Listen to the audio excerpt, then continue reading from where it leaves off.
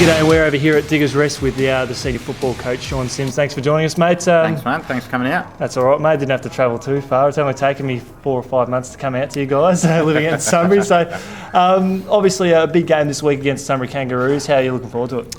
Look, obviously, it's a huge game. Looking at the ladder and looking at where the teams are at, and I suppose what Sunbury need to do, what we need to do. But I suppose it's just another chance for us to hopefully put in a good performance, which is what we're after. We've been good in some games, up and down in other games, and I suppose we're just looking now to build for the last 4 or 5 games and come into finals. You guys always play blockbusters, the two teams. Last time you guys met was on Anzac Day, and a 1-point margin. Obviously, a lot of things have changed since then. What sort of things, progress has happened on the track with you guys? Look, I'm sure both teams' personnel has changed. Back to that game, I suppose it was a bit more important than a game of footy. Like both clubs, we have a good relationship with Sunbury Kangaroos. Even though we've been strong rivals, I suppose we all attended the dawn service together and then the services and stuff during the day. And even though we lost the game, and it was 1 point or something like that, I suppose what both clubs did, especially Sunbury Kangaroos, was far outweighed what the result was and stuff like that. But obviously now it's just back to the old rivalry and we've got to win. Now, I think on that day when you guys went to the memorial service, I think it was the first one in Sunbury as well, wasn't it? Yeah, I mean, we've about 3 or 4 years ago, we had a guy that served at our footy club, Craig Marshall, said we all should attend the dawn service. So that started, and we started attending the Melton one. So we've done that, I think, for 3 or 4 years. And when the RSL decided they were going to have one in Sunbury, they called the club and asked if we could attend. So we were more than happy to do so. It's a bit of a less travel for us anyway. So and it's good to be, hopefully, and it was great turnout by the community, but hopefully seeing, us and Sunbury there together and things like that encourages other sporting clubs to start going down. And that's what it was about. It wasn't about football or anything like that. And look, it was a great turn. I think we had 60 or 70 guys there, so it was really good. Sensational. I ducked down a little bit for the reserves game itself, and just sort of the atmosphere was a little bit bigger than what the usual rivalry is. Just something special to commemorate the day. Yeah, it was a good crowd, and the footy was pretty good. I think both games were decided by less than a kick, I think, or something like that. So yeah, and that's what you want to see as a supporter. It was pretty wet and windy and stuff like that, but still, look, it was a good day. It was great to be involved in it. It's always a bit funny playing on that sort of day and how you feel about it, but look, I think it just worked really well, and hopefully we can do it again next year. Fast track to this weekend, mate. You guys are fresh off a pretty good win. One of the most impressive aspects I liked of your game in particular is that you probably had 3 or 4 smaller guys that kicked multiple goals and didn't play the strongest team there in Rockbank, but you're able to sort of share the workload around up forward. Yeah, against Kilmore it was, but yep.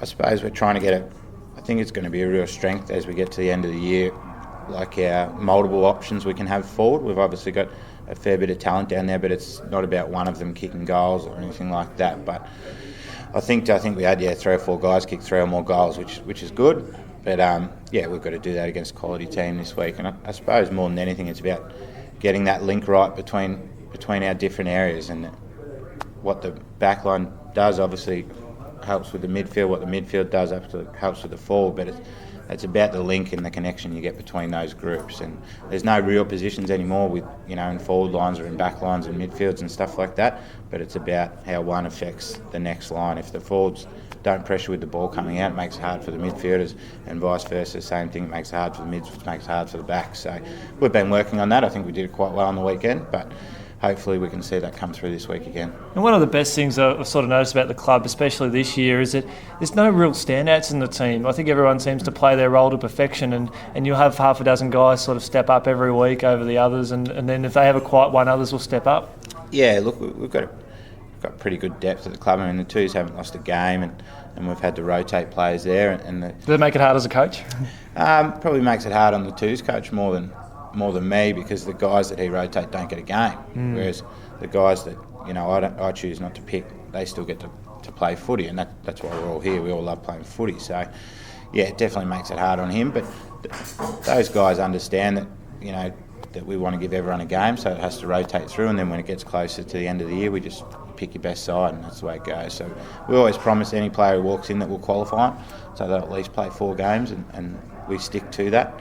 So yeah, it makes it probably a bit hard on twos twos coach, but it's a great position for us to be in, I suppose, and that's probably why we've been relatively successful over the last 10 years. Is the strength of our twos. We've got some great players in there and great leaders. We've played 100-odd senior games, let alone twos games. So, and they really love the club, and that really helps us. Makes it a good place to be in. If your twos are going well, it makes everything else a lot easier too. And while it might be a little bit hard on the twos coach, it mustn't be too bad sometimes because, as you said, he is undefeated, so he's doing all right for the boys. So yeah, look, he's coached for the last few years. Dave, he's won the premiership, not last year, the year before. So look, they've got a strong team, but which I would say is only going to get stronger. I think we've got a few guys that are coming back from injury that have to come through the twos this week, which will make their side even stronger. So, but hopefully they play well and they're back up in the seniors the next few weeks.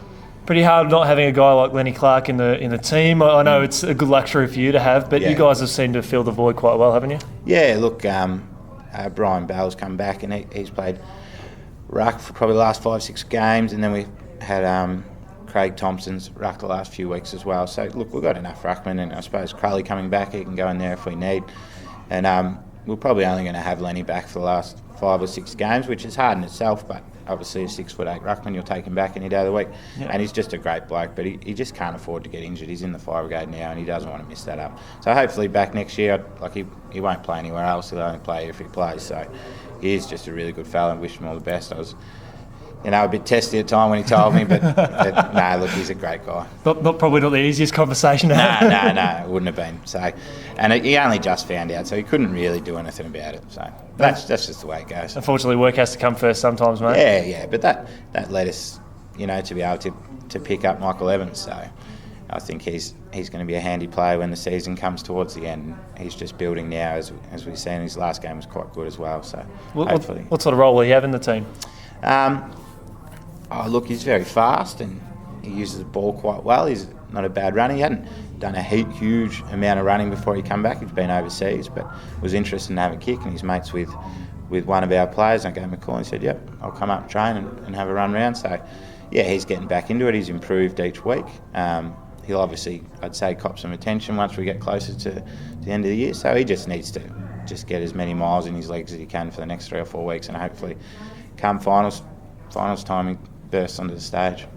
Now, you've been involved in footy a long time around this club.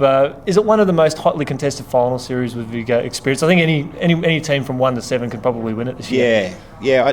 The funny thing is, I don't think people really know. Yeah. I don't know. I mean, you can see that a team beats another team, but then loses to a team that they beat, sort of thing. So I think what's going to happen is when it gets towards the end of the year and all the ladder works itself out, it's going to be who's healthy, who's fit, who's playing well, who's connecting well on the field and stuff like that, and who's, I suppose people think, but the team is still the number one thing. If that is working well and they want to defend and play for each other and stuff like that, they'll be the teams that win finals. And look, that's all we'll build on for the next 4 or 5 weeks, and hopefully we can be successful when it gets there. But we've got, I've got Sunbury this week, so they knocked us off last time by a point. We've still got Macedon and still got Wallen and I think Mountain Central, so we'll get through that. Obviously, I'll continue to throw the team around a bit, which I do during the year. I don't know if that's good coaching or bad coaching because it can cost you some games, but what it does do is when you get to finals, you know exactly what you got to deal with and where to play them, and other guys who can fill different roles. So I'll continue to do that for the next 5 weeks just to find out where we're at. Unfortunately, with the twos playing so well as well, you're getting blokes who are in good form anyway. Yeah, exactly. Look, they've pretty much been absolutely dominating, really. They've been winning by big scores, but it's been pleasing to see that they're still trying to. When you start winning games by a lot, you can get a bit of, people can become a bit selfish with the way they play. But watching them play, and I've played out there with them a few times, they're very good at still giving the first option and all that sort of stuff, and that gets you in good habits. And if they keep those good habits, they're going to be successful for the rest of the year. So, but as I said, they're not going to remember if they've won every game and don't win it, sort of thing. So they've just got to get themselves right for finals. Finals are a funny game, and they've got some great experienced players in there who will hold them in good stead, who have played in premierships and stuff and won premierships in the past for the club. So yeah, look, I look forward to watching them. Look forward to watching us, of course. And lastly, mate, who's one young gun that's going to stand out either this week or in the next few weeks in the seniors? Look, Josh Wells, I suppose, has been playing. He's played nearly every game in the seniors. He's only a young kid. There's a couple of guys who are coming through who I reckon in the next few years might be quite good players. We played Corey, who still can play under 16s. I think he won the under 16 interleague medal or something. That's right, yeah, I think so. We played him the other week, and look, he's got a big future. Hopefully, that future isn't with us for the next few years or so, but then after that it is with us. So I look forward to him. And same with Chris Lawton, who was down at Jets. He's played a few games. He's obviously going to be a key position player. I think, yeah, if he sticks with footy, again, I hope, probably we don't have him for a few years, but then he comes back to us, and that's what we're after. We want them to test themselves, play the best footy they can, and then hopefully return because they love the joint. They've been treated well here. They've been given the opportunity and stuff like that. But there's some other guys too. It's very hard, I reckon, for the younger guys to come in and just dominate with the way the comp is now, I suppose, especially the last 5 years, definitely how much it's gone up in standard, and I think it's even gone up again this year in standard. You can see there's some quality teams running around that haven't won too many games, whereas 4 or 5 years ago they'd be in the finals sort of thing. But yeah, look, the top 6 or 7 teams have got stronger again, which has made it harder for the teams outside that top 6, but they've got stronger as well. It's not like they've gone backwards or anything like that. It's just a highly competitive environment now, the RDFL, which is good, and that's what the league should want. That's what the teams should want. And I know it can be hard for some teams who haven't been in the finals for a while, but at least every club is still pushing each other to get better, and that's what's produced the standard of footy that we've had out there, this year and last year and probably the last 3 or 4 years. And I suppose the name's grown too of the RDFL when you're walking definitely around. The brand, yeah. Yeah, especially when I first started, it was that comp that a lot of players came back to finish off their careers. Now it's the comp where players are coming to and want to come to. So that's, a lot of teams can take credit for that. And I think even, Romsey about 4 or 5 years ago when Moorcroft and all these players come in, they probably started that maybe influx of, those